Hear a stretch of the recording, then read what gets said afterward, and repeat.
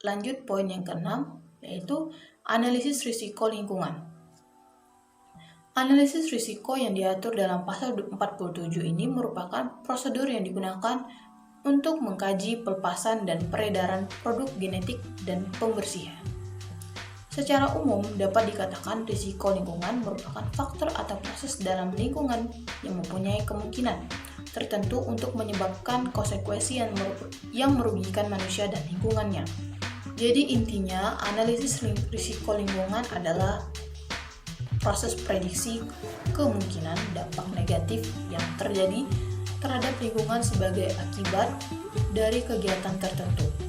Sesuai dengan pasal 47 ayat 2, usaha atau kegiatan yang wajib melakukan analisis risiko lingkungan harus dilakukan melalui beberapa tahap.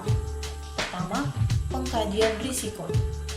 Pengkajian risiko meliputi keseluruhan proses, mulai dari identifikasi bahaya, penafsiran besarnya konsekuensi atau akibat, dan penafsiran kemungkinan munculnya dampak yang tidak diinginkan, baik terhadap keamanan dan kesehatan manusia maupun lingkungan hidup.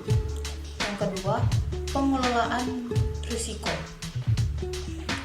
Pengelolaan risiko ini meliputi evaluasi risiko atau seleksi risiko yang memerlukan pengelolaan, identifikasi pilihan pengelolaan risiko, pemilihan tindakan untuk pengelolaan, dan pengimplementasian tindakan yang dipilih. 3. Komunikasi risiko. Komunikasi risiko ini adalah proses interaksi dari pertukaran informasi dan pendapat di antara individu, kelompok, dan institusi yang berkenaan dengan risiko. Perizinan lingkungan merupakan perizinan yang berkaitan dalam upaya perlindungan dan pengelolaan lingkungan hidup berdasarkan substansi dari Peraturan Pemerintahan Nomor 27 Tahun 2012 tentang izin lingkungan, perizinan lingkungan, terdiri atas 1.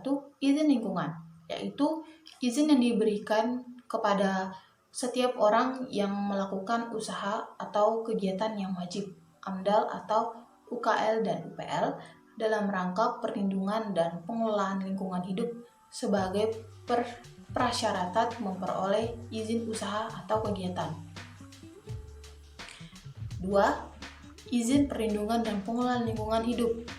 Izin perlindungan dan pengelolaan lingkungan hidup terdiri atas beberapa perizinan di bidang pengelolaan lingkungan dan menjadi syarat perizinan yang harus dimiliki oleh pelaku usaha dan tercantum dalam izin lingkungan. Misalnya, izin pembuangan air limbah, izin pengelolaan limbah, bahan berbahaya dan beracun. Berdasarkan asas perlindungan dan pengelolaan lingkungan hidup, khususnya asas kehati-hatian, pemerintah menetapkan Peraturan Pemerintah Nomor 27 Tahun 2012 tentang izin lingkungan dengan tujuan 1. Memberikan perlindungan terhadap lingkungan hidup yang lestari dan berkelanjutan. Yang kedua, meningkatkan supaya pengendalian usaha atau kegiatan yang berdampak negatif pada lingkungan hidup. Pengertian dan substansi dari Peraturan Pemerintah Nomor 27 Tahun 2012 tentang izin lingkungan menyatakan izin lingkungan hanya diberikan kepada kegiatan dan usaha yang wajib memiliki AMDAL. Berdasarkan substansi dan prosedur penertiban izin lingkungan sebagai tindak lanjut dari penilaian AMDAL dan UKL dan UPL, penertiban izin lingkungan menjadi kewenangan Menteri, Gubernur, atau Bupati atau Wali Kota, sesuai dengan kewenangannya. Dalam Peraturan Pemerintah Nomor 27 Tahun 2012 dinyatakan bahwa izin lingkungan adalah keputusan tata usaha negara. Maka pemerintah harus memberi peluang kepada masyarakat untuk berpartisipasi melalui pengumuman agar masyarakat dapat memberikan saran, tanggapan, atau pendapat atas permohonan izin tersebut. Menteri, Gubernur, atau Bupati, Wali Kota dalam menerbitkan izin lingkungan wajib mempertimbangkan saran, pendapat, dan tanggapan masyarakat, sehingga kewenangan pemberi izin lingkungan merupakan kewenangan bebas atau diskresi. Dengan wewenang diskresi ini, instansi berwenang untuk menentukan pilihan dalam menerbitkan atau menolak permohonan izin lingkungan. Pengertian ini sesuai dengan pendapat dari David. Agar tidak terjadi penyalahgunaan penggunaan wewenang bebas oleh menteri, gubernur dan bupati atau wali kota dalam menerbitkan izin harus didasarkan pada 1. Peraturan perundang-undangan, 2. Asas-asas pemerintahan yang baik, 3. Hak asasi manusia, dan 4.